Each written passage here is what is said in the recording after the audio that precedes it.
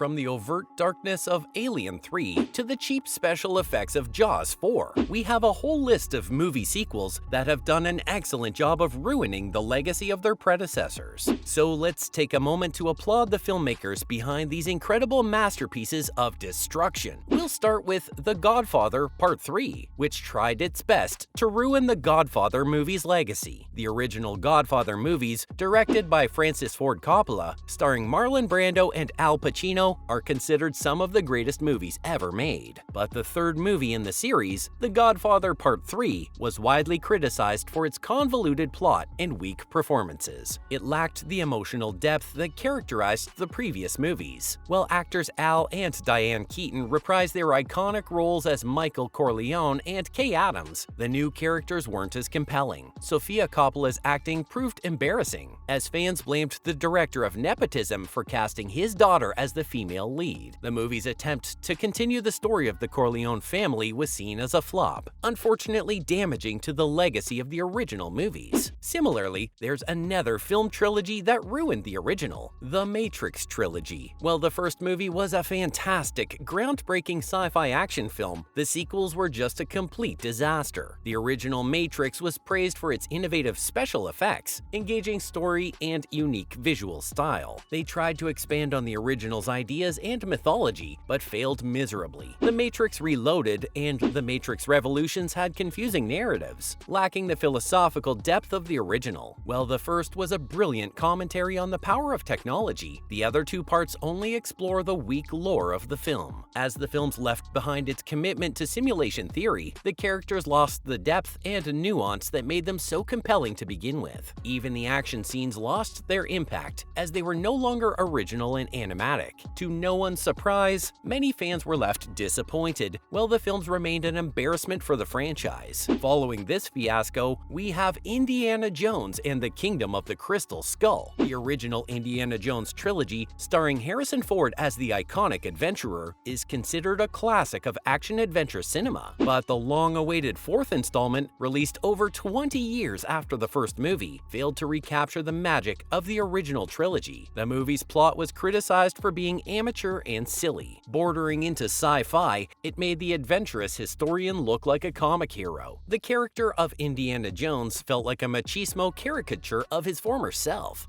The action scenes were over the top, lacking the grounded realism of the previous films. While fans looked forward to the release bridging everyone together, the movie instead tarnished the celebrated reputation of the original trilogy. And who can forget Alien 3? The first two Alien movies, directed by Ridley Scott and James Cameron respectively, are considered classics of the sci-fi horror genre. However, the third movie in the series, directed by David Fincher, was a disappointment for many. The movie took the series in a darker and more nihilistic direction, killing off beloved characters from the previous movies. It failed to capture the same sense of suspense and horror that made the first two movies so memorable. The special effects and overall production quality of Alien 3 was considered a step back from the previous two films. The alien creature itself looked less realistic and menacing in this installment, while the action sequences were less exciting and visceral. The disappointing conclusion to the renowned series left the fans feeling outraged. To this day, it remains a black sheep in the franchise, and a cautionary tale of how not to make a successful sequel. But that wasn't the only sci-fi trilogy to have trumped the charts. The release of Star Wars Episode I: The Phantom Menace proved just as catastrophic. The original Star Wars trilogy, created by George Lucas, is considered a cultural phenomenon and one of the most beloved movie franchises of all time. The prequel trilogy, beginning with The Phantom Menace,